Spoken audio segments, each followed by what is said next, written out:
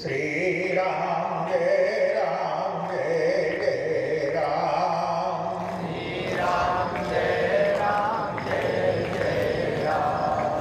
श्री राम जय राम। श्री राम जय जय राम। श्री राम जय राम। श्री गुरु पद नख मणि गण ज्योति। गुरुपद नख मणि गण ज्योति। सुमिरत दिव्य दृष्टि होती। सुमिरत दिव्य दृष्टि होती। श्री राम जय जय राम। श्री राम जय राम।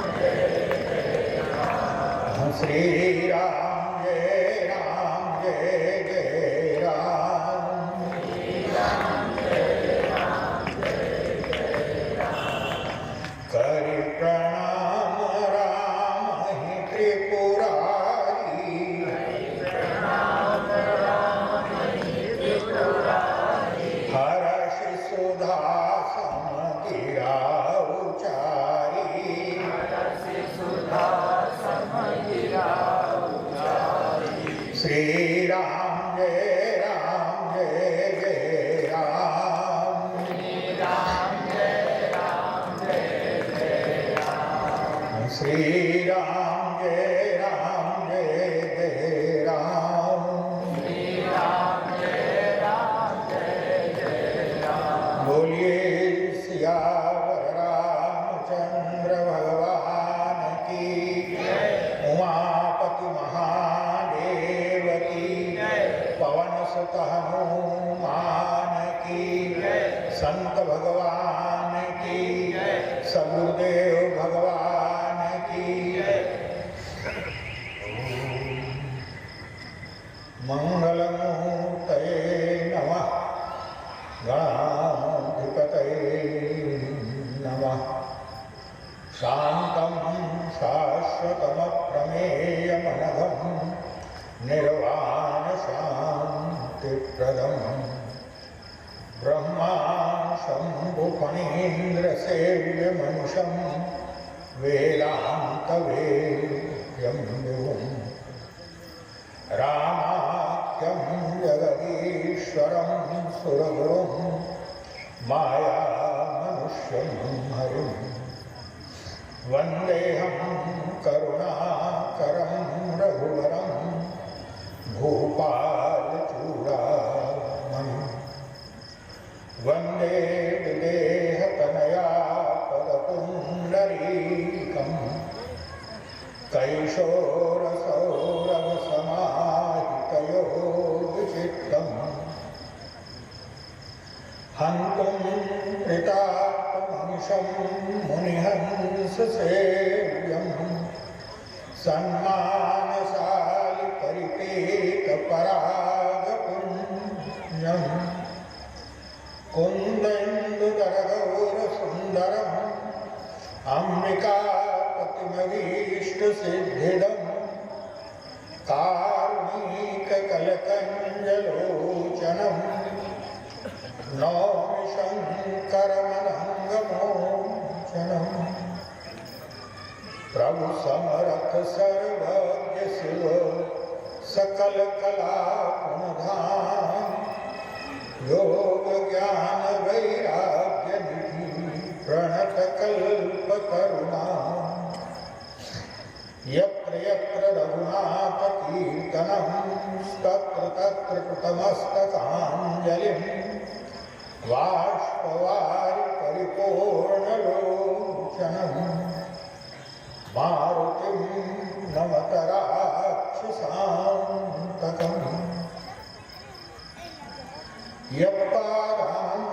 यत्पादामृतभेषजेन सततं भक्तादिनाशो भवेत् यत्पादाहितशीतचन्द्रपतिभिस्तापत्रयं नश्यति साक्षात् ज्ञानदिवाकरोऽस्ति नियताम् मोहान्धकारापः सोयम श्रीमद् राम किंकर गुरु या प्रथा संक्रिया।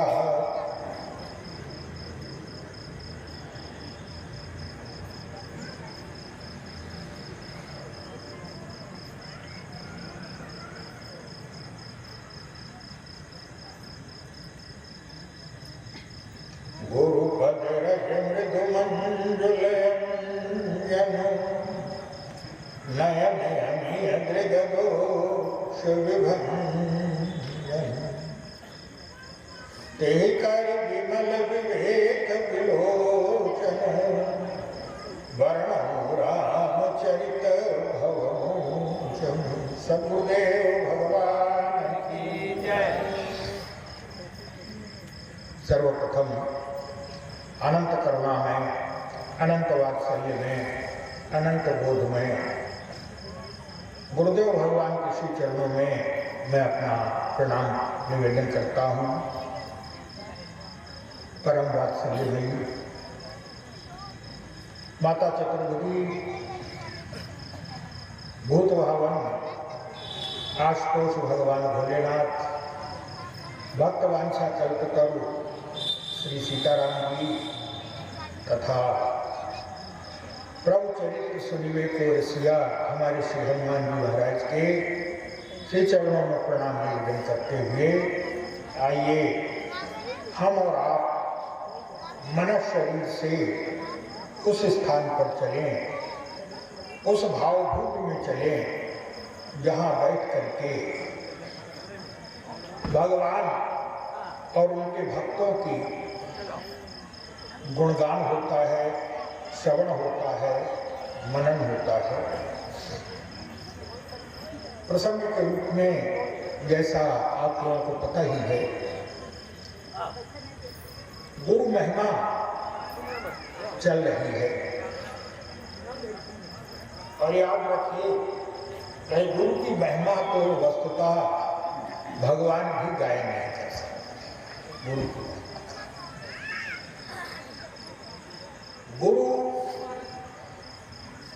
किंतु उसके ऊपर विश्वास होना चाहिए। गुरु की जो शक्ति है, गुरु जो तत्व है, गुरु व्यक्ति नहीं है, याद रखिए। जो लोग गुरु को व्यक्ति मानते हैं वो समझे ही नहीं। इसलिए हमारे यहां कहा गया है कि जो मूर्ति में पत्थर मान रहा है,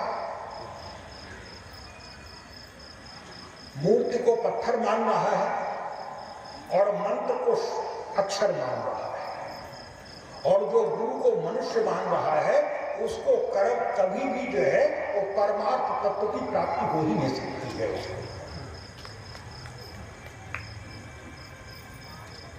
जहां साक्षात चैतन्य है। लेकिन याद रखिए गुरु तत्व में अनंत शक्ति है। गुरु व्यक्ति नहीं है, एक तत्व है, उसमें अनंत शक्ति है। लेकिन अनंत शक्ति के लिए जैसे बल्ब, जैसे बिजली है, बिजली का जो प्रवाह है, विद्युत का जो प्रवाह है वो पूरे तार में बराबर है,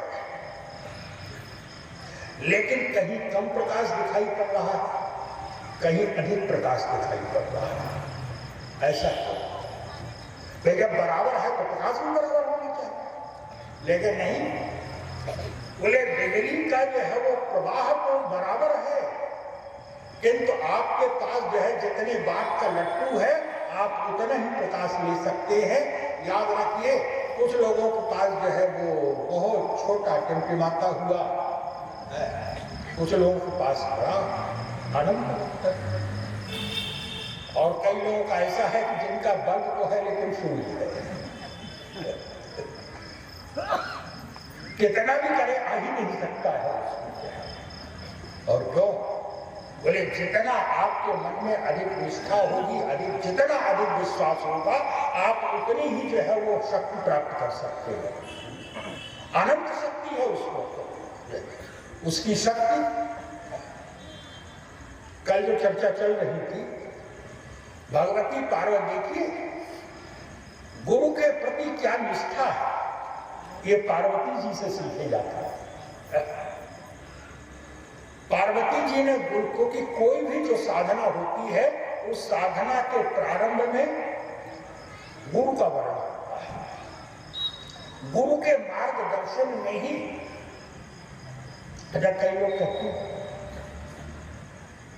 कई लोग कहते हैं कि भाई गुरु की क्या जरूरत, क्यों? बोले वो जो साधना हो, गुरु भी जो साधना बताता है, भाई जो मंत्र बताता है, जो साधना बताता है, वो कहीं ना कहीं तो जो है ग्रंथों में हमारी लिखी हुई है।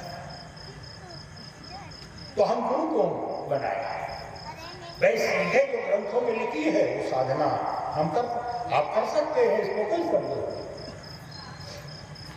लेकिन याद रखिएगा क्या, ये तो हमें मालूम है ना, छोटी मोटी जो दवाएं हैं, इस दवा से जो है वो क्या फायदा होता है ये तो हमें पता है ना, लेकिन याद रखिए फिर भी डॉक्टर से पूछते हैं, पूछना चाहिए। और क्यों पूछना चाहिए? बोले इसलिए पूछना चाहिए क्योंकि प्रत्येक दवा का जो है अगर लाभ है तो उसमें कोई ना कोई हानि भी छिपी है शरीर की, ये भी और हम जब चिकित्सक से पूछते हैं, डॉक्टर से पूछ करके जब दवा लेते हैं तो याद रखिए डॉक्टर दवा देते समय बोले उसका उपशमन भी जो है बता देता है। वो दोनों को ध्यान में रख करके इसी प्रकार से याद रखिए, जैसे दवाइयों के बारे में है ऐसे ही साधनाओं के बारे में। प्रत्येक साधना प्रत्येक के लिए अनुकूल नहीं होती। और पुराण तो ये भी कहते हैं, शास्त्रकार तो ये भी कहते हैं, साधना के ग्रंथ ये भी कहते हैं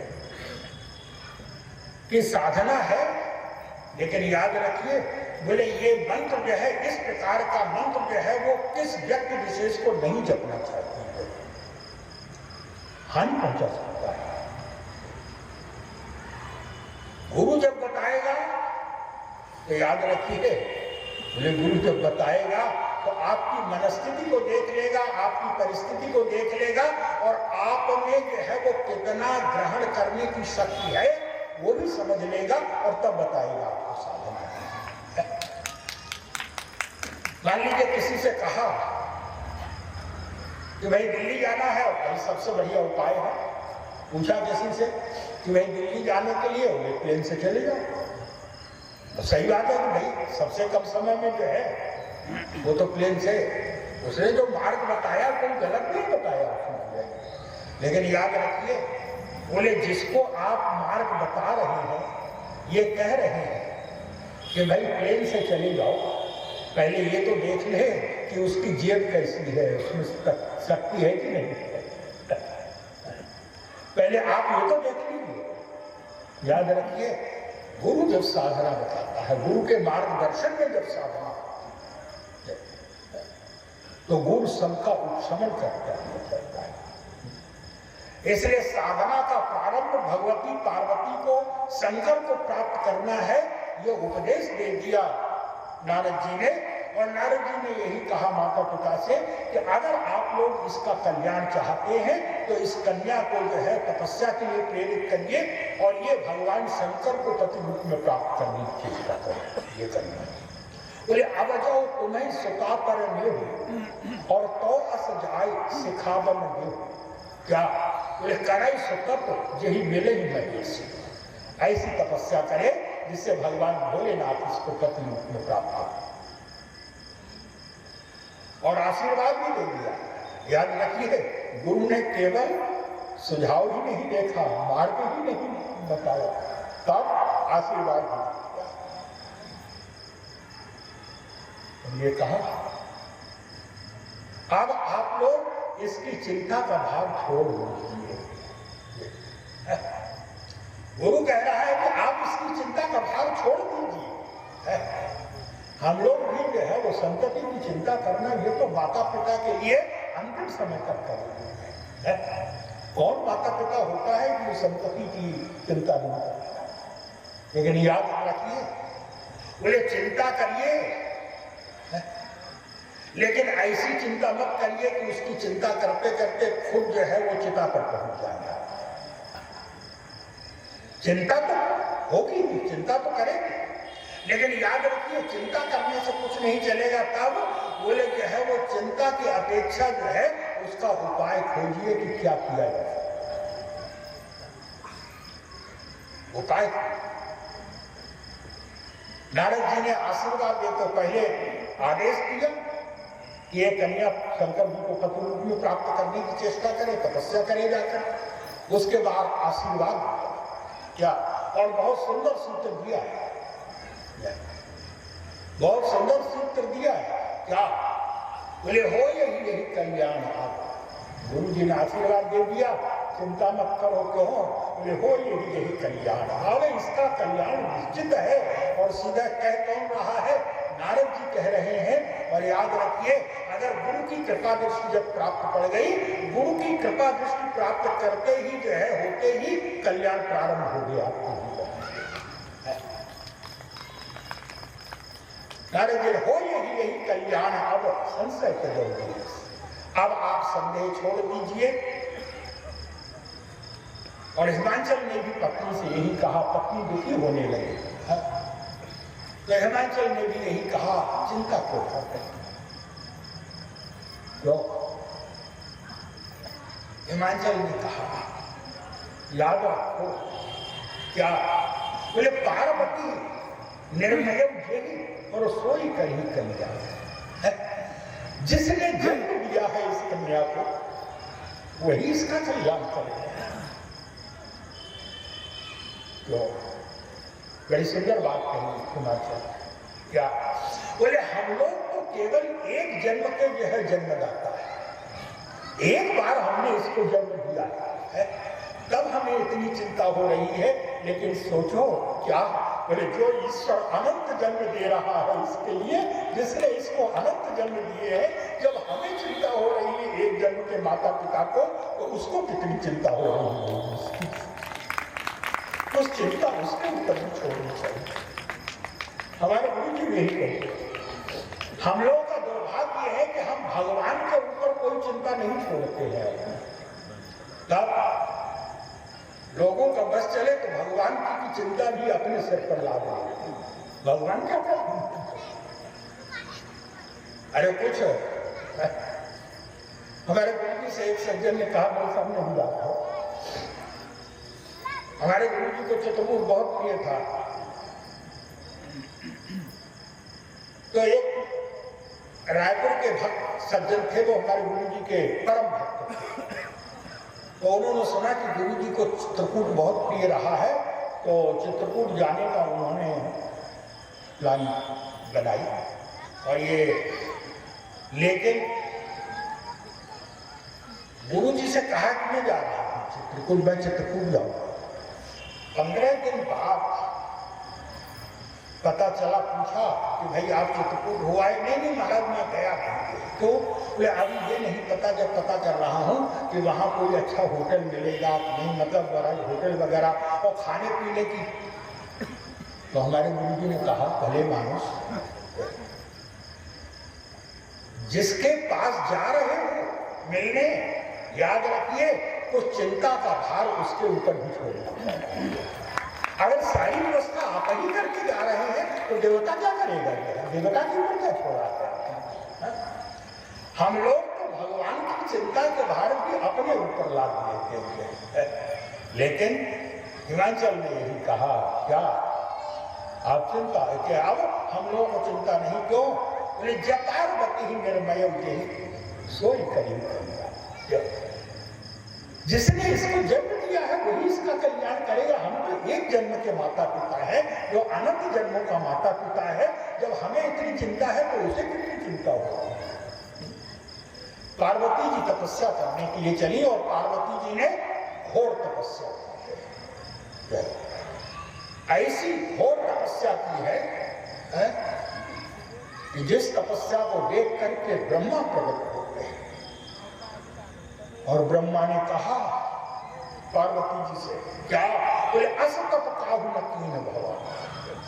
आज तक मेरी सृष्टि में, मेरे ब्रह्मांड में आज तक ऐसी कठिन तपस्या किसी ने नहीं।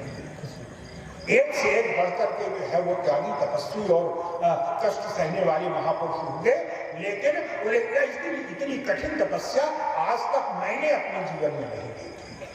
असतप काहु न कीन भवानी और भय अनेक धीर मुनि जानी। और चिंता मत करो, क्या? जब तपस्या कर रही है पार्वती जी, उस समय भगवान शंकर ने सप्तर्षियों को भेजा और सप्तर्षियों से कहा कि जरा तुम पार्वती के पास जाकर के परीक्षा दो। सप्तर्षि गए परीक्षा लेने के लिए। सप्तर्षियों ने कहा, जानते तो ही हैं, सप्तर्षियों ने कहा कि ये बताओ कि तुम जो इतनी घोर तपस्या कर रही हो, तुम पाना क्या चाहते हो, किसके लिए कर रहे हो? पार्वती जी ने कहा, महाराज क्या बताएं, क्यों? बोले आप हमारी मूर्खता पे हंसेंगे बस, है? और तो कुछ आएगा नहीं, आप हंसेंगे। हंसी हो उसको नहीं, हमारी जड़ता, हमारी मूर्खता पर आप हंसेंगे केवल। सप्तर्षियों ने कहा कोई बात नहीं, अरे हम लोग हंसेंगे तो हमारा मनोरंजन होगा। तो भाई किसी सामने वाले का मनोरंजन करना, उसको जो है वो हंसाना, ये भी तो एक तपस्या है, साधना है? याद रखिए, ये भी एक साधना है। कई लोग ऐसे होते हैं, जब मिलिए जाकर, जब मिलिए तो रोना रोना बस।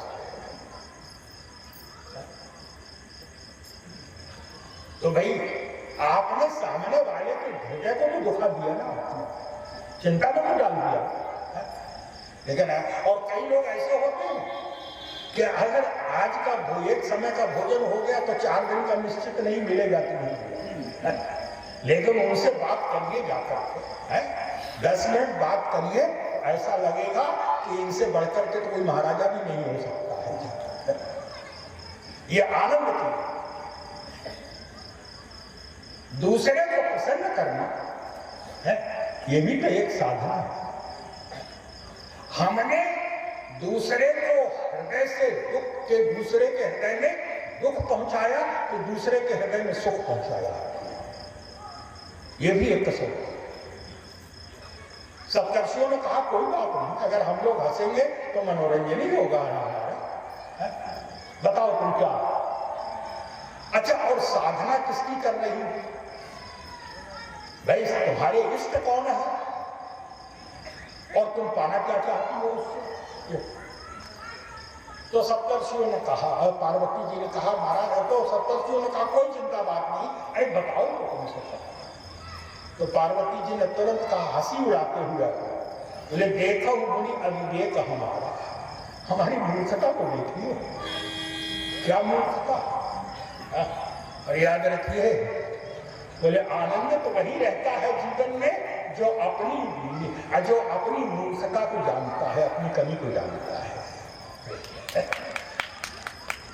अगर आप अपनी कमी को नहीं जानेंगे तो याद रखिए समाज आपकी कमी को जानेगा, और जो समाज जब जानेगा तो समाज चौराहे पे 4 लोगों के बीच में जो है वो आपकी कमी बताएगा। इसलिए अच्छा है कि हम अपनी कमी को स्वयं जानेंगे, और अगर स्वयं जान लेंगे, और स्वयं कौन जान सकता है? बोले स्वयं वही जान सकता है जिसके हृदय में गुरु की कृपा का प्रकाश हो चुका है। श्री गुरु पदनथ नहीं जन ज्योति और सुमिरत दिव्य दृष्टि ही रहो। याद रखिए, दूसरे को देखना बड़ा सरल है, सामने जो है वो हम देख रहे हैं, लेकिन अपने को देखना कठिन नहीं है, असंभव जैसा है, असंभव जैसा है। व्यवहार में भी देखिए तो भाई सामने वाले को देखने के लिए केवल आंख चाहिए, और स्वयं को देखने के लिए,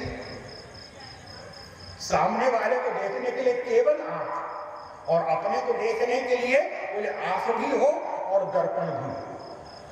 शीशा भी हो साथ में, तब हम अपने को देख पाएंगे। ये भी बाहर की बात है।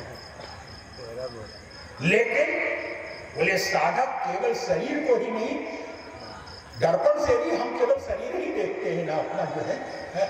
लेकिन साधक बोले साधक जो है वो अंतर जगत को देखता है जाकर। ऊपर से तो सुंदर है, ऊपर तो सारे व्यवस्थित है, लेकिन भीतर क्या महत्व है वो दिखाई कैसे पड़ेगा? तो उसके लिए कहा गया श्री गुरुपद नख मणिगण ज्योति, और सुमिरत दिव्य दृष्टि ही होती है। केवल जहां गुरु की कृपा का प्रकाश है जीवन, वही जान सकता है, वही अपने दोष देख सकता है। और जो अपने दोष स्वयं देखना जानता है, याद रखिए उसके जीवन में आनंद ही आनंद है, कभी कोई दुख दे नहीं सकता है उसको। जो अपनी कमी को जान चुका है, हमारे भगवान राम अपनी कमी को जानते। सीता जी के हरण के बाद दंडकारण्य जा रहे हो, आगे चल करके भगवान श्री राम बैठे हुए लक्ष्मण जी से वार्तालाप कर रहे हैं। मार्ग में चले तो भगवान श्री राम को दिखाई पड़ा क्या ये मृगों का स्वभाव है कि मृग जो है किसी ये बड़ी सशंकित जाति होती है, बड़े आशंका जो है हर एक के ऊपर विश्वास नहीं होता है, ये बड़े सशंकित, ये उसका जाति ही ऐसी, धातु ही ऐसी है मृग। तो मृगों का स्वभाव है कि मृग जो है वो पहले तो भागते हैं, किसी भी जीव को देख करके भागते।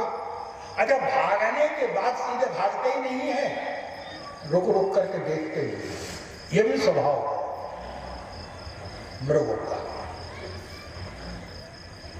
ऐसे ही भगवान श्री राम को भी देख करके जो है वो मृग भाग रहे हैं। भागते भागते थोड़ी दूर जाकर के फिर रुकते हैं, फिर भागते हैं, फिर रुकते हैं। भगवान राम ने कहा लक्ष्मण, ये मृग मुझे देख करके क्यों भागा? लक्ष्मण जी ने कहा महाराज, अपना स्वभाव हमसे बदला नहीं जाता है, लोग बदल नहीं सकते हैं, आप इन मृगों के स्वभाव को कैसे बदल सकते हैं? इनके पीछे ये इनका स्वभाव। भगवान राम ने कहा लक्ष्मण याद रखो, मैं कैसे मानूं मृगों का स्वभाव है? तो बोले यही मृग थे, मृग जाति ही थी, लेकिन चित्रकूट में बोले मुझे देख करके कोई भी मृग भागता नहीं था। चित्रकूट में मैं जहां बैठता था, जहां चलता था, मृग मेरे आगे पीछे दौड़ते रहते, कभी कोई मृग मुझे देख करके भागा नहीं। मैं कैसे मानूं कि इनका स्वभाव? लक्ष्मण जी ने कहा कि हमारा हो सकता है क्षेत्र का स्वभाव, वो चित्रकूट के मृग थे। कई बार लोग कहते हैं कि चित्रकूट में बंदर बहुत हो, चित्रकूट में, अच्छा वृंदावन में ही बहुत बंदर है, लेकिन विचित्र बात है चित्रकूट के जो बंदर हैं वो मारते काटते हैं, बस केवल जो है वो बाहर वालों से, हाँ लोकल जो स्थानीय लोग जो होते हैं वो खुले जो है वो चीज हाथ में जो है खाना पीना जो है ले जाते हैं, कोई नहीं बोलता है। वो भी इतना जानते हैं, इतनी बुद्धि उनमें भी है, बाहर वालों पे। लेकिन वृंदावन के बंदर, आप जाइए, ये मेरा खुद का अनुभव है, मैं दूसरे की बात नहीं कर रहा हूं, तो हुआ ही है कि आप जाइए, आप चले जा रहे हैं, आपको पता नहीं चलेगा, आपका चश्मा उतार लेंगे। ये 2 बार हुआ है, मेरे साथ खुद हुआ। और पहली बार मेरा चश्मा उतारा तो मुझे विश्वास नहीं, क्या पहली बार उतारा तो उसने कंधे पे बैठ के उतारा और मुझे पता नहीं चला। कंधे पे बैठ के मैं इसलिए कह रहा हूं कि भाई मैं सड़क के बीच से चला जा रहा हूं और 15-15 फीट इधर उधर जो है कोई दीवार या कोई वो नहीं था। तो भाई जब कुछ नहीं था तो कैसे उतारेगा? ये एक मोटी मोटी है। और मुझे पता, हम भी जब उतारते हैं, आप भी उतारते हैं चश्मा, तो ऐसा होता होगा कि भाई कुछ तो जो है उंगली लगी जाती है चमड़े में, लेकिन मुझे नहीं। मुझे पता कैसे चला? अरे वहां के दुकानदार तो जानते हैं। जैसे ही मेरा चश्मा उतारा उसने जो है, तो साथ में मेरे जो सेवक था वो भी चल रहा था। सुनाई पड़ा मुझे सब, किसी दुकानदार ने कहा चश्मा गया, और उन लोगों को तो वही पता। और जब कहा कि चश्मा गया, तो मैं देखने लगा, मैंने सिर उठा के देखा, मुझे पता नहीं चला मेरा चश्मा चला। मैंने सिर उठा के देखा तो वो तो मेरा ही चश्मा लिए बैठा हुआ था। और एक बार मेरी जेब से निकाल लिया उसने। तो वहां के बंदर, फिर उसके बाद फिर तो आप जो है फ्रूटी वगैरह उनको पिलाइए तो छोड़ भी देते हैं। हाँ, ऐसा नहीं कि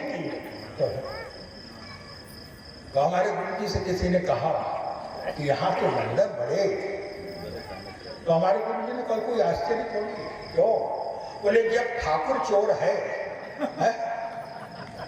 तो सेवक क्यों नहीं होंगे? भाई सेवक तो सीखता तो अपने मालिक से ही है ना, नौकर है? वही से सीखता है ना। ये तो एक विनोद है। तो अलग लक्ष्मण जी ने कहा महाराज क्या करेंगे? लेकिन चित्रकूट के मृग थे। भगवान राम ने कहा कि नहीं नहीं लक्ष्मण, ऐसी बात नहीं है तुम जो कह रहे हो। तो महाराज अच्छा क्यों? आपको देख करके ये क्यों भागते हैं? अच्छा भागते हैं तो रुकते क्यों? आप ही बताइए। देखिए, जिसके जीवन में गुरु की कृपा होती है, गुरु की कृपा का प्रकाश होता है, याद रखिए उसकी आंतरिक दृष्टि खुल जाती है। और भगवान राम कह रहे हैं लक्ष्मण याद रखो। क्या? बोले हम ही देख मृग निकर पड़ा। मुझे देख करके मृग, चित्रकूट में कोई मृग नहीं भागता था मुझे देख करके, लेकिन यहां पर भाग रहे। और यहां भाग क्यों रहे हैं? बोले चित्रकूट के मृगों को मेरे ऊपर, मेरे स्वभाव पर विश्वास था। उनके जीवन में इतना विश्वास था मेरे प्रति कि उस विश्वास से कभी भागते नहीं। लेकिन अब क्यों भाग रहे हैं? तो भगवान श्री राम ने कहा, बोले पहले तो मृगों को मेरे ऊपर बहुत विश्वास था, लेकिन जिस दिन से एक मृग मारीच के ऊपर मैंने बाण चला दिया, उस दिन से मृगों का मेरे ऊपर से विश्वास उठ गया है। याद रखिए, जीवन में विश्वास पैदा करने के लिए सालों लग जाते हैं, और विश्वास जो है वो समाप्त होने में एक क्षण नहीं लगता है। और एक बार अगर विश्वास समाप्त हो गया, अगर एक बार विश्वास समाप्त हो गया, तो फिर याद रखिए 3 मित्र थे बैठे, 3 मित्र से जो है, और वो तीनों मित्र थे ज्ञान, धन और विश्वास। तीनों अलग होने लगे। भाई आप परिस्थिति आती है तो जो है, लेकिन आपस में विचार हुआ कि ये बताओ कि अगर कभी आपस में मिलने की इच्छा हो तो कोई एक जगह तय हो जाए, है कि भाई वहां मिल लेंगे आकर के। जो है ज्ञान से पूछा कि तुम कहां मिलोगे? ज्ञान ने कहा मैं विद्यालय में मिलूंगा। धन से पूछा तुम कहां मिलोगे? धन ने कहा मैं व्यापार में मिलूंगा। विश्वास से पूछा कि तुम कहां मिलोगे? तो विश्वास रोने लगा। रो क्यों रहे? विश्वास ने कहा मित्र मेरी यही समस्या है। बोले एक बार जो है वो बिछड़ने के बाद मैं दोबारा लौटता नहीं। विश्वास को पैदा करने में जो है वो सालों लग जाते हैं, जीवन समाप्त हो जाता है। लेकिन एक बार अगर विश्वास उठ गया तो वो विश्वास कभी वापस नहीं आ सकता है। अरे विश्वास ही वापस, हमारा विश्वास वापस नहीं आ सकता है तो अलग बात है, लेकिन याद रखिए अगर हमारे ऊपर से विश्वास उठ गया तो हमारी पीढ़ियों पर भी समाज विश्वास नहीं करता है, जल्दी है पीढ़ियां तक भोगना पड़ता है उसको। भगवान राम ने कहा चित्रकूट में मृगों को मेरे ऊपर विश्वास था, इसलिए कभी नहीं भागता। लेकिन जिस दिन से मैंने एक मारीच के ऊपर जो है बाण चला दिया, उस दिन से इन मृगों का मेरे ऊपर से विश्वास समाप्त हो गया। इसलिए हमें ही देख ही मृग निकर पड़ा, मुझे देख करके ये मृग जो है वो भागने लगे। लक्ष्मण जी ने कहा कि ठीक है महाराज, आपके ऊपर से विश्वास उठ गया, लेकिन ये बताइए अगर विश्वास उठ गया आपको देख के भागते हैं तो रुकते क्यों हैं? रुकते भी तो है ना। भगवान ने कहा कि ऐसे नहीं रुकते हैं। तब बोले जब मुझे देख करके ये मृग भागते हैं तो इनकी पत्नियां इनको रोकती। बोले हमें देख ही मृग निकर पराई और मृगी कहां तुम कहां डरना। इनकी पत्नियां रोकती हैं तो रुक जाओ। तो ये मृग कहते हैं, पत्नियों के कहने से रुकते हैं, लेकिन रुकते भी कैसे हैं? बोले रुकते इसलिए हैं कि पत्नियों को जवाब देते हैं। पत्नियों से कहते हैं देख नहीं रही, एक मृग को मार दिया है, हमें भी मार दो। तो इनकी पत्नियां बड़ी सावधानी सुनिएगा, इनकी पत्नियां कहती हैं कि तुम्हें कोई चिंता नहीं है। अरे इन्होंने एक मारीच के ऊपर जो है वो तो बाण तो चला दिया ना, उसका वध तो कर दिया ना, और तुम कहे हाँ तुम्हें कोई चिंता करने की आवश्यकता नहीं है। क्यों? बोले इनकी पत्नियां कहती हैं इनसे, अपने अपने पतियों से क्या, बोले तुम आनंद से खेल कूद करो, ये जो है तुम्हें मारने थोड़ी आए हैं, ये तो सोने के मृग के पीछे पड़े हुए हैं, सोने को मारने। मानो ये मृगियां भी मेरी हंसी उड़ा रही है, कितने बुद्धिहीन है कि सोने के चक्कर में पत्नी को भी गवा देते हैं। बोले हमें देख मृग निकर पराही, अरे मृगी कहाँ है तुम कहाँ डरना ही। क्यों? बोले तुम आनंद करो मृग जाए और कंचन मृग खोजन ले आए। ये तो सोने के मृग को खोजा करते हैं, अरे तुम लोगों को थोड़ी। मानो बोले नारी सहित सब खग मृग वृंदा और मानो मोरी करत है निंदा। लक्ष्मण हर पशु पक्षी मेरी हंसी उड़ा रहे हैं कि सोने के चक्कर में पत्नी को भी गवा बैठा। याद रखिए ये दृष्टि उसी को प्राप्त होती है जिसके जीवन में श्री गुरु पद लक्ष्मणी गण ज्योति सुमिरत दिव्य दृष्टि ही हो। पार्वती जी से पूछ रहे हैं, पार्वती जी ने कहा आप हमारी अब जब नहीं मान रहे हैं तो महाराज मैं अपनी मूर्खता आपको बता रही हूं और हंस लीजिए। क्या? बोले देखो मुनि, शब्द था पार्वती। बोले देखो मुनि अविवेक हमारा, हमारी मूर्खता को देखिए। क्या? बोले देखो मुनि अविवेक हमारा और चाहिए सदा शिव ही भरत आगा। हम शंकर जी को पति रूप में पाना चाहते। जैसे ही सुना शंकर जी को पति रूप में प्राप्त करना चाहते हैं, बड़ी जोर से हंसे सब तक। बोले सुनो तो वचन वैसे विषय, बड़ी जोर से हंसे और शब्द कहा पार्वती जी से तुम्हारा दोष है। बोले सुनो तो वचन वैसे विषय, अरे गिर संभव तब ये है। आखिर पत्थर की बेटी है, पत्थर में कितनी बुद्धि होती है, पत्थर की बेटी है ना।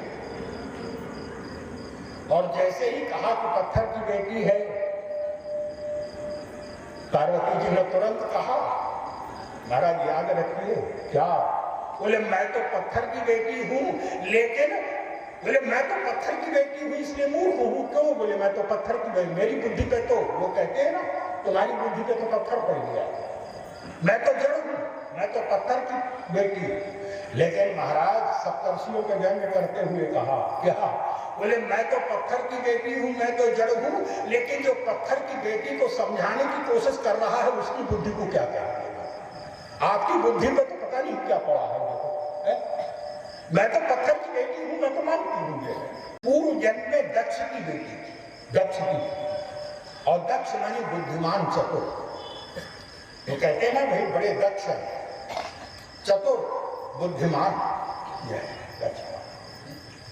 लेकिन सती जी ने मरते समय भगवान से मांगा था क्या, महाराज इस बुद्धि ने मुझे बहुत कष्ट दिया है, इस बुद्धिमत्ता से जो है मैं भगवान शंकर के प्रति जो भाव होना चाहिए था मानसिक रूप से दूर हो गई मैं शंकर से।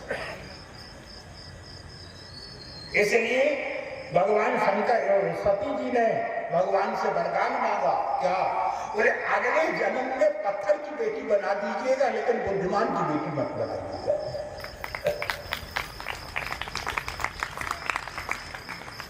पार्वती जी ने यही कहा, सप्तर्षियों ने कहा अरे सुनो तो बच्चे ने बेहसे विषय गिरी संभव तब थे,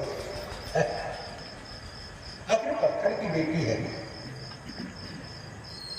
लेकिन सप्तर्षियों ने कहा, बोले ये कहा कि अच्छा ये बताओ इतनी मूर्खता का है, तपस्या भी कर रही हो और पाना किसे चाहती हो, शंकर को पाना चाहती है। शंकर को जो है पाने के लिए तुमने उसके बारे में विचार किया। अच्छा ये बताओ कि तुम जो साधना कर रही हो इस साधना का तुमने गुरु कौन बनाया है, क्योंकि साधना तो गुरु के निर्देशन नहीं हो। पार्वती जी ने कहा कि महाराज हमारे गुरु तो नारद जी, अब तो बड़ी जोर से हंसी रुक नहीं रही है सप्तर्षियों की। क्यों, अरे नारद करो उपदेश सुनी कहो कसम की सुनिए। आज तक नारद की बात मान करके किसी ने पहले भी घर बसाया है क्या, जो आप बसा रही हैं? हाँ, नारद घर बसाने की कला में कुशल नहीं है, तब उन्हें तो बसा बसाया घर उजाड़ना चाहता है वो नारद से सलाह ले लेगा। नारद करो उपदेश सुनी कहो कसम की सुबह, उन्होंने मुझे चित्रकेतु कर घर घाला और कनक कसिप कर पुनि असहाला, तब बोले नारद सिख जो सुनहि नर नारी तो अवश्य हो ही तरी भवन दिखाया। जो नारद की लगता है कि वही मार्ग तुम भी अपना रहे। अब देखिए सब पार्वती जी ने बड़ी सूक्ष्म बात की। क्या पार्वती जी कह रही है, महाराज ये बताइए नारद तो मार्गदर्शक है, नारद तो गुरु तो मार्गदर्शक है, लेकिन ये बताइए मार्गदर्शक ने गुरु ने जो साधना बताई है, मान लीजिए हमने किसी व्यक्ति से कहा कि भाई हम दिल्ली जा रहे हैं, दिल्ली जाना चाहते हैं, उसने मार्ग बता दिया हमें जो है, लेकिन जो मार्ग उसने बताया वो व्यक्ति कैसा है उससे हमें क्या लेना देना, अच्छा है कि बुरा है उससे हमें क्या लेना है। अरे भाई डॉक्टर है उसकी दवा से लाभ हो रहा है इतना तो है ना। उसने कहा कि तुम ऐसे चले जाओ दिल्ली, तो ये बताइए वो व्यक्ति कैसा भी है लेकिन उसके बताए हुए मार्ग से दिल्ली पहुंच जाएंगे कि नहीं, लक्ष्य तक प्राप्त हो जाएगा कि नहीं होगा। हम जहां जाना चाहते हैं वो जो उसने मार्ग बताया वो प्राप्त होगा कि नहीं होगा। नारद जी ने बताया कि शंकर कैसे मिलेंगे, है वो साधना बताई नारद जी ने। नारद कैसे है इससे हमें क्या लगेगा, लेकिन ये बताइए कि नारद जी ने जो साधना बताई है शंकर को प्राप्त करने के लिए, शंकर मिलेंगे कि नहीं मिलेंगे इस साधना से। अच्छा आप सप्तर्षि ये तो कह नहीं सकते हैं कि नारद की बताई साधना से शंकर नहीं मिलेंगे, ये तो कह नहीं सकते। क्यों, ये तो नियम है, गुरु सत्य है, अरे बहु पावक प्रगटे ससीमाही, लेकिन नारद वचन अन्यथा। भले ही चंद्रमा आग उगलने लगे इतना संभव हो सकता है, लेकिन बोले नारद के मुख से जो शब्द निकल गया वो कभी असत्य नहीं हो सकता है, झूठ नहीं हो सकता।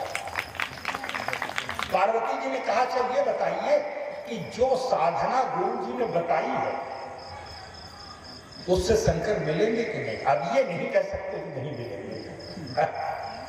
तो देखिए, पहले तो गुरु जी ने दोष निकाल रहे थे। पहले तो गुरु जी ने दोष निकालते हुए कह रहे थे क्या? बोले नारद जी ने दोष निकालते हुए कहा कि नारद जो है घर बसाने की कला में कुशल नहीं है। क्यों? बोले अगर घर बसाने की कला में ही कुशल होते, नारद अगर घर बसाने की कला में ही कुशल होते तो अपना घर नहीं बसाने की, जो अपना बसा नहीं पाए और दूसरे का बसा रहा। लेकिन पार्वती जी ने कहा कि महाराज मेरा तो बस रहा है। ये नहीं कह पाए कि शंकर प्राप्त नहीं। तब बोले पहले नारद ने गुरु जी ने दोष निकाल रहे। कैसा है तुम्हारा गुरु? कैसा?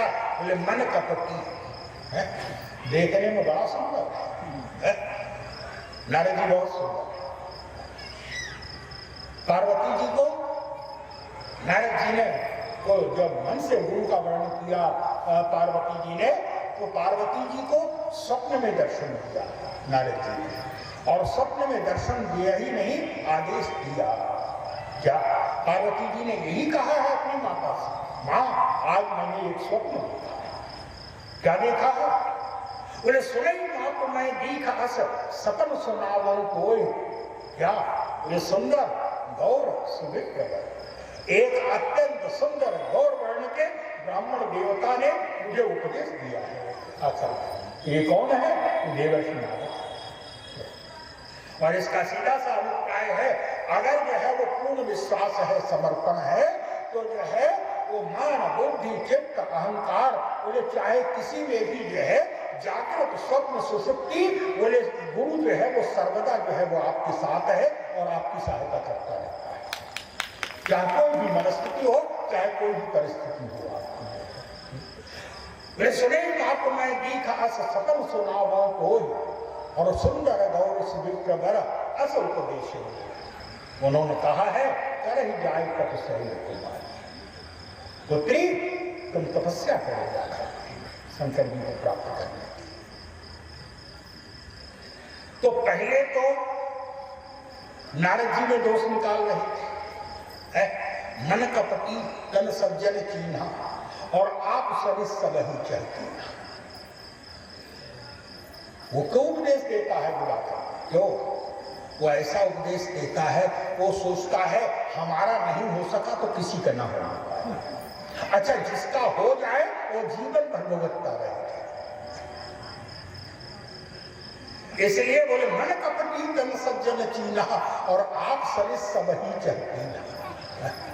और के वचन मानी विश्वास, तुम उसके वचनों को सही मान करके जो है कर क्या? तो अब नारद जी की आलोचना तो कर नहीं सकते, ये तो कह नहीं सकते कि ये शंकर प्राप्त नहीं हो है? लेकिन अब लक्ष्य में बोले जिसको तुम प्राप्त करना चाहती हो नारद के कहने से, उन शंकर में ही और दोष दिखाई दिए जाए। बोले ऐसा है क्या? बोले जिसको पाना चाहती हो जानती हो उसमें क्या है? क्या? बोले तेरी के वचन मानी विश्वासा, और तुम चाहो पति सहज उदासा, निर्गुण निलज कवेश कपाली, अकुल अगेह दिगंबर व्याली, नौनो अवगुण गिना दिए शंकर ने। अवगुण ही अवगुण तो भरे हुए हैं उसमें। ऐसे अवगुण को पति रूप में है, उसको पाने के लिए इतनी कठिन तपस्या कर रहे हैं। शादी के बाद भी कुछ होने वाला नहीं। जब ये नौ अवगुण गिना दिए, उसके बाद सप्तर्षियों को लगा कि कहीं ऐसा ना हो कि घबरा जाए। याद रखिए, क्या डॉक्टर जो है वो बताता है कि तुम्हें बहुत भयानक रोग हो गया है, ये हो गया, ये हो गया, वो, लेकिन ये नहीं चाहता है कि भाग जाएगा। हाँ, वो दुकानी बंद हो गया। कहा क्या तुम चिंता मत करो, नारद ने ऐसा पति प्राप्त करे जिसमें नौ अवगुण भरे हैं। लेकिन हमने तुम्हारे लिए बड़ा अच्छा पति खोज लिया, हम तुम कहाँ बड़ा नीक विचार। अच्छा, आपसे किसने कहा कि हमारी लिए खोजी है? हमने जो है वो बड़ा अच्छा विचार कैसा, और तब भगवान विष्णु का परिचय दिया। उसमें विष्णु में गुण ही गुण क्या बोले, हम तुम कहाँ बड़े नीक विचारा, और हमने जो है वो जो तुम्हारे लिए पति खोजा है वो कैसा है, उसमें कितने गुण हैं? बोले अति सुंदर, अत्यंत सुंदर, अति सुंदर, सुचित, सुखद, सुशीला, गावही वेद जासु जस लीला, भूषण रहित, सकल गुण राशि, श्रीपति पूर्व वैकुंठ निवासी। शंकर में 9 अवगुण तो विष्णु में 9 गुण भरे हुए। ऐसा पति, और याद रखिए अवगुणी को मिलाने के लिए साधना करा रहा है, लेकिन हमने जो पति खोजा है उसके लिए साधना नहीं करनी है। तब बोले ऐसा पति स्वयं आपसे कहेगा कि मैं आपसे विवाह करना चाहता हूं। कितना बढ़िया प्रस्ताव असबर तुम्हें मिलाओ वो आदि है ऐसा। तो पहला गुण भगवान विष्णु ने बताया क्या, अति सुंदर, अत्यंत सुंदर। ये सुंदर क्यों बताया? याद रखिए हमारे यहां कहा जाता है कि विवाह में 5 तरह के लोग होते हैं। अच्छा, वो 5 तरह के जो है वो अलग अलग वस्तु की चाह रखते हैं, उनकी पसंद अलग अलग रहती है। कौन सी? बोले एक तो दंपति वर और कन्या होते हैं, तो वर और कन्या भी जो है किसी बात को, किसी चीज को महत्व देखते हैं कि भाई क्या होना चाहिए। वर कन्या क्या खोजते हैं? वर कन्या की दृष्टि रहती है क्या? बोले दंपति रूप है। वर सोचता है कि जो पत्नी प्राप्त हो वो सुंदर हो, और पत्नी सोचती है, कन्या सोचती है कि भाई जो पति प्राप्त हो वो सुंदर होना चाहिए।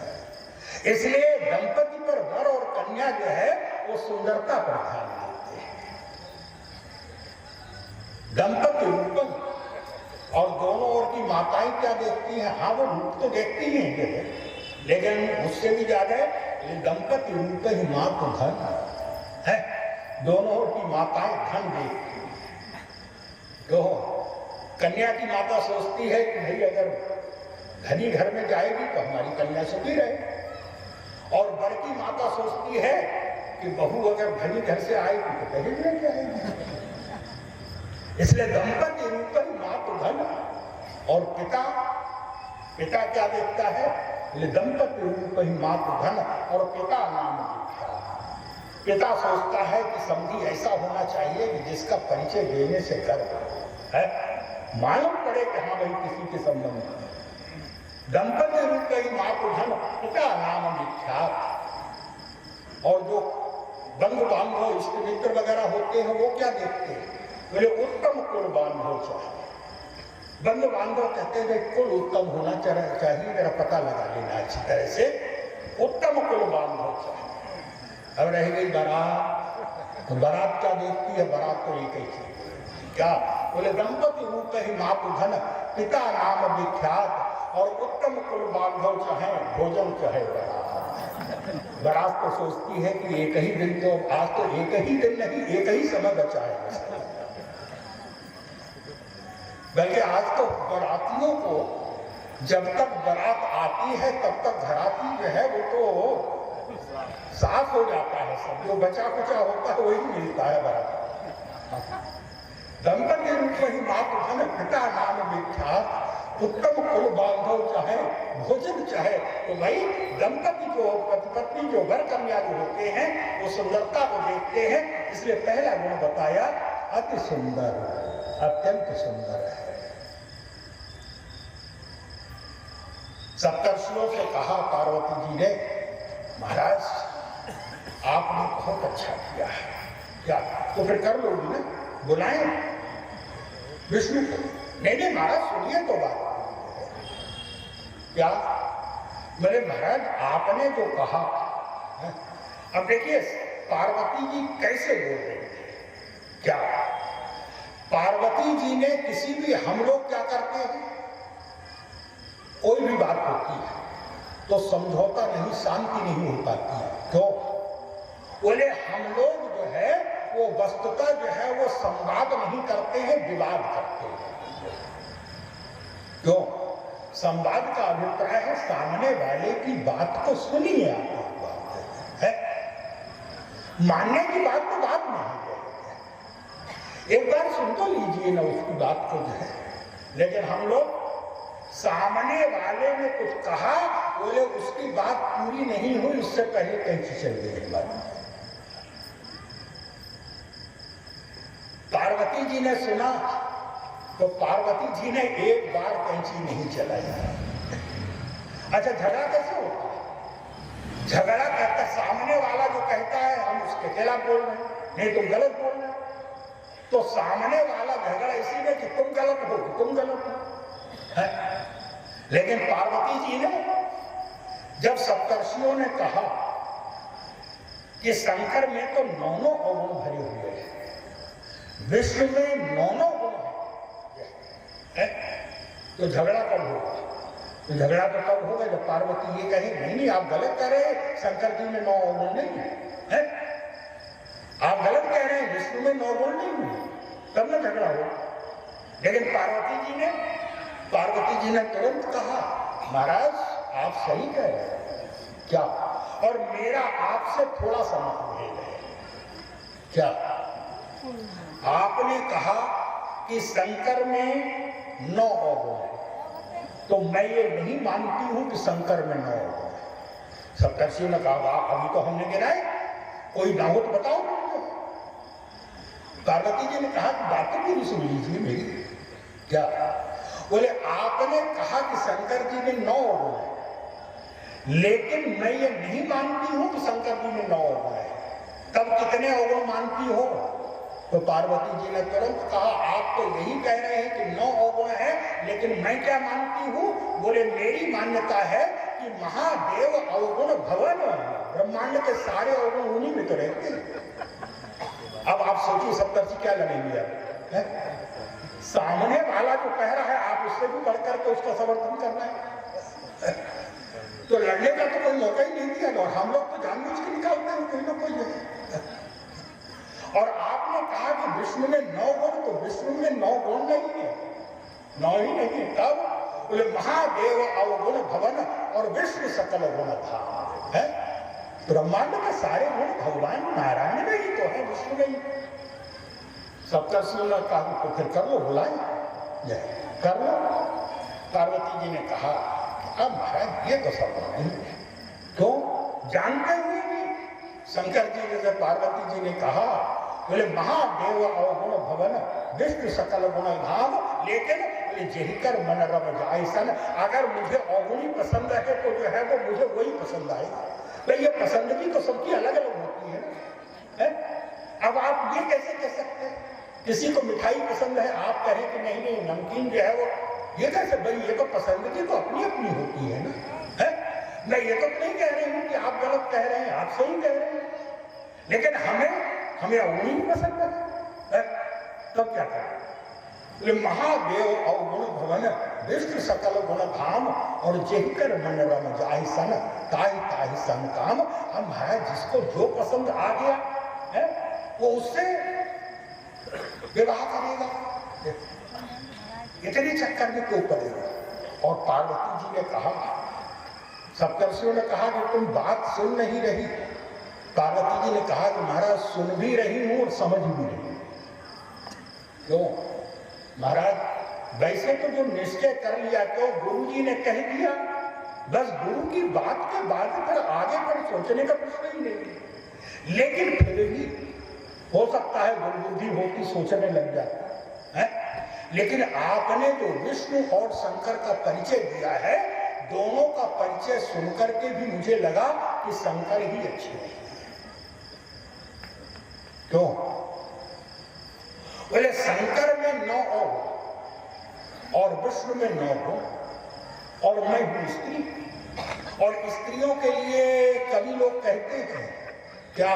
बोले नारी स्वभाव सत्य। मैं नहीं कह रहा हूं, देखिए याद रखिएगा, ये जो लिखा है वो कह रहा है, बोले नारी स्वभाव सत्य कवि कहानी और अवगुण 8 सदा होगा।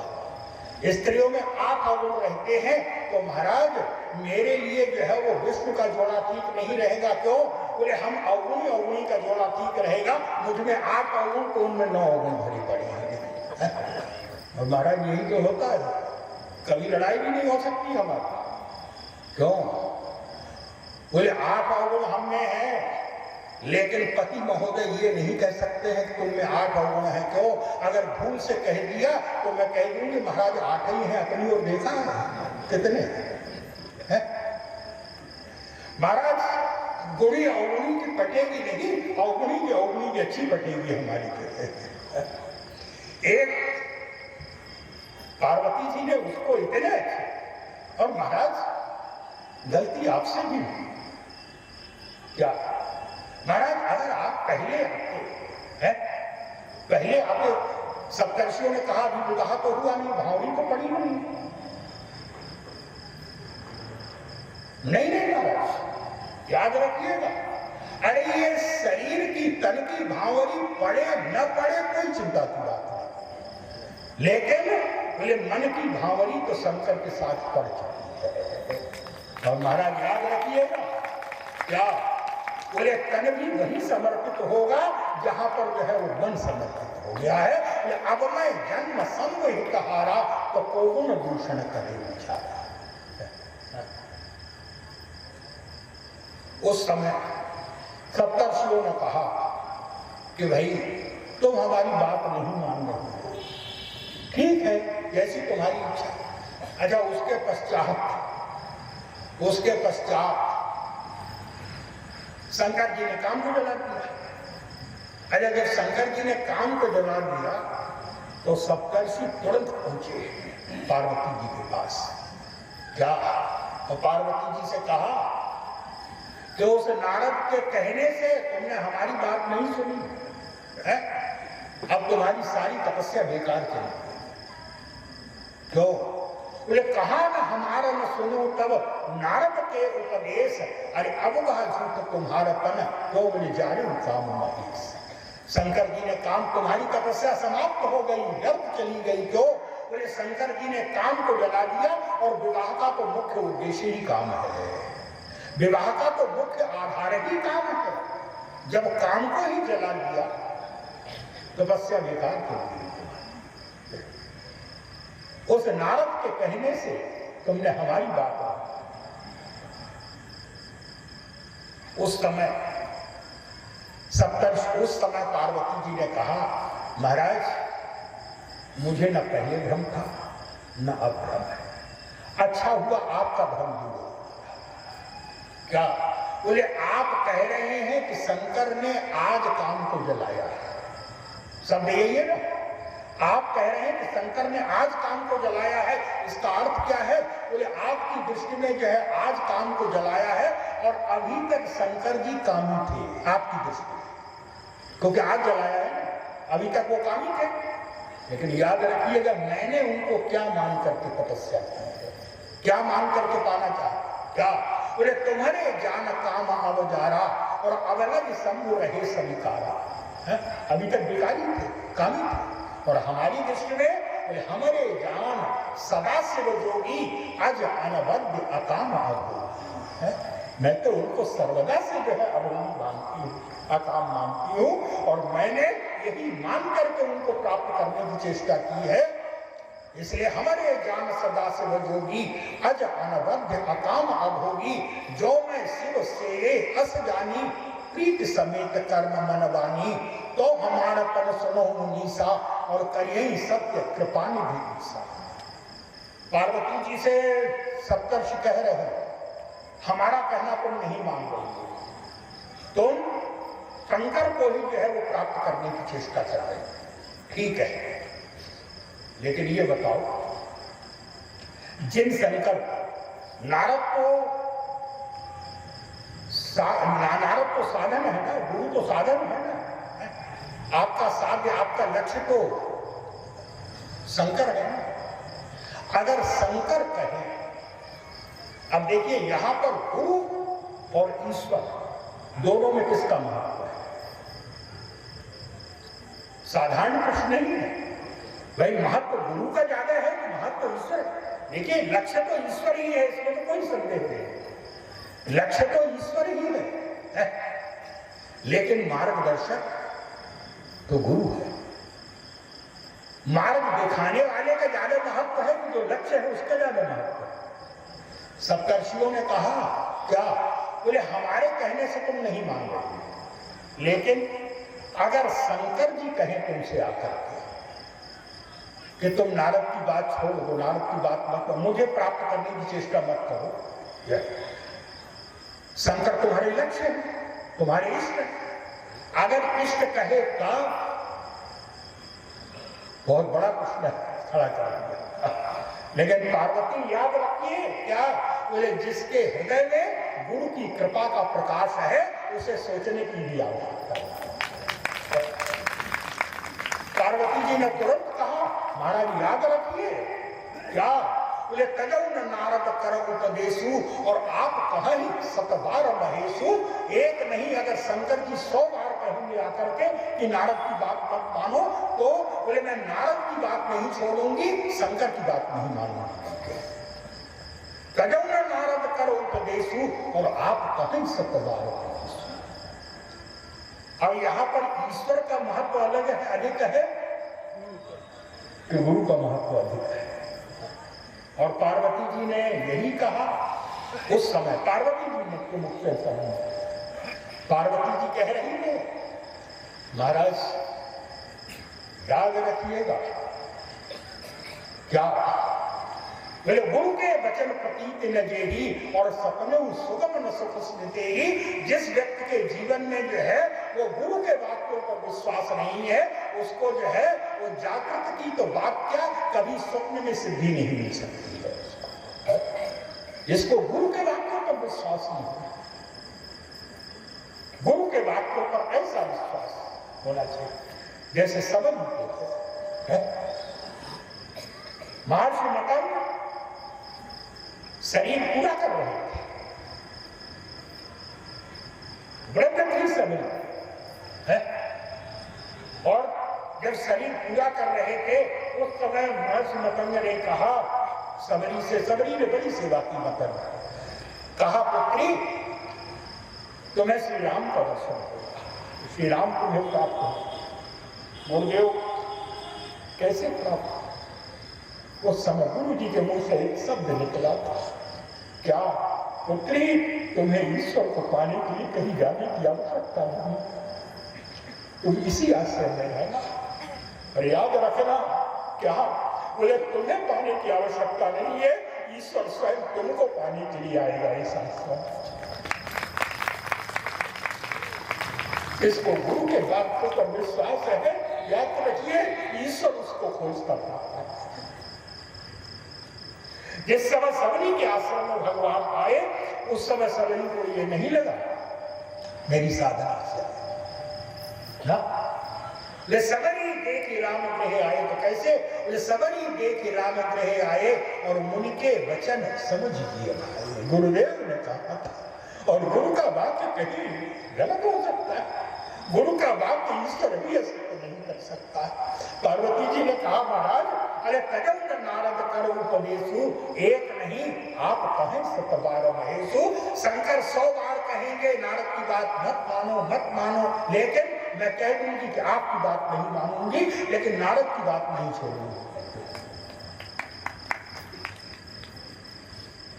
लेकिन जो पार्वती जी का सीधा सा प्रश्न था, सीधा सा अर्थ था पार्वती जी क्या? बोले शंकर मुझसे कहेंगे कि नारद की बात मत मानो, इसका अर्थ यही है ना, नारद के कहने से मैं शंकर को पति रूप में प्राप्त करना चाहता हूं, और अगर नारद की बात न मानो तो इसका सीधा सा अभिप्राय है कि शंकर कह रहे हैं कि मैं तुम्हें पति रूप में, मुझे जो है तुम आशा छोड़ दो, मैं तुम्हें पति रूप में प्राप्त नहीं होऊंगा। यही है ना पार्वती जी का अभिप्राय था। महाराज सीधा सा विचार करिए क्या? बोले अगर शंकर मुझे आज्ञा दे सकते हैं तो केवल पति के रूप में दे सकते हैं। शंकर पति के रूप में आज्ञा दे सकते हैं। इसलिए और महाराज जब वो ये कहेंगे कि मुझे प्राप्त करने की चेष्टा मत करो, इसका अभिप्राय जब मेरे पति बनने के लिए तैयार नहीं है तो आज्ञा देने का अधिकार क्या रहा हो? उन्हें तो आज्ञा देने का अधिकार ही नहीं रहा जब मेरे पति नहीं बन सकते। अब यहां एक प्रश्न और है, क्या बोले सीधे कह रही है कि तजौ न नारद करो उपदेशु आप कहां सकबार महेशु, मैं शंकर की बात छोड़ दूंगी लेकिन बोले नारद की बात को नहीं छोड़ूंगी, नारद की आज्ञा को नहीं छोड़ूंगी। लेकिन यहां प्रश्न अब ये उठता कि अगर नारद जी ये कहे कि तुम शंकर को प्राप्त करने की तपस्या छोड़ो है, तो जैसे ये कहा कि मैं शंकर की बात नहीं मानूंगी लेकिन नारद की बात नहीं छोड़ूंगी, ऐसे ही नारद की बात मानेंगी कि नहीं मानेंगी? अगर नारद ये कहे कि शंकर को पति रूप में प्राप्त मत करो तो सीधा सा अभिप्राय है। बोले अगर नारद ऐसा कहेंगे तो सीधा सा अभिप्राय है क्या? बोले तब नारद की बात नहीं मानेंगे। क्यों? बोले जब नारद गुरु का अभिप्राय क्या है? गुरु केवल एक व्यक्ति थोड़ी है, एक शकल थोड़ी है गुरु है। गुरु बोले उसका कार्य बताता है, गुरु कौन है उसके कार्य बताते हैं। और गुरु का कार्य क्या है, गुरु का लक्षण क्या है? तो गुरु का लक्षण सीधा सा है, क्या? बोले गुरु गोविंद गौ खड़े काके लागो पाए बलिहारी गुरुदेव। पहले गुरु को प्रणाम करो ईश्वर की अपेक्षा अगर दोनों खड़े हो, लेकिन क्यों? बोले इसलिए प्रणाम करो कि जो है अगर गुरु जी न बताते तो हम भगवान को नहीं पहचान पाते। बोले बलिहारी तो जो है गुरु की है कि गुरु ने हमें ईश्वर को बुलाया है। और सीधा सा अभिप्राय है, बोले गुरु वही है, नारद तभी तक गुरु है जब तक शंकर की ओर हमें आगे बढ़ा रहे हैं। और जो ईश्वर का विरोधी वो गुरु हो गया, फिर वो गुरु जो है वो गुरु तो निश्चित नहीं रहा, वो गुरु की पदवी ही समाप्त हो गई उसके जीवन से। जब तक गुरु हमें ईश्वर के चरणों में पहुंचा रहा है, ईश्वर की ओर लगा रहा है। नारद शंकर के प्रति समर्पित करा रहे हैं। नारद ने शंकर के प्रति समर्पण की भावना जगाई है, इसलिए कह दिया ये तजौ न नारद कर उपदेशु आप कहीं सकबार महेशु। अरे जो व्यक्ति जो है गुरु की आज्ञा, गुरु के वचन प्रति न जेहि सपनों सुगम न सुख सुधिते ही। याद रखिए, जिसने गुरु के चरण कमलों को पकड़ लिया, गुरु के चरण कमलों पर विश्वास है, याद रखिए बोले ईश्वर सर्वदा उस पर जो है वो केवल और केवल जो है उसके साथ एक ही काम कर सकता है, जो गुरु के प्रति समर्पित है। ईश्वर उसके ऊपर जो है बोले कृपा की ही वर्षा कर सकता है और कुछ नहीं हो सकती है उसके जीवन में। इसलिए जे गुरु चरण रेणु सिर धरहि तेजन सकल विभव वस करहि। अब आगे की चर्चा और 2 दिन का ये सत्र बचा हुआ है, तो कल पुनः आप लोगों को आमंत्रित करते हुए और आज का प्रसंग इतना ही।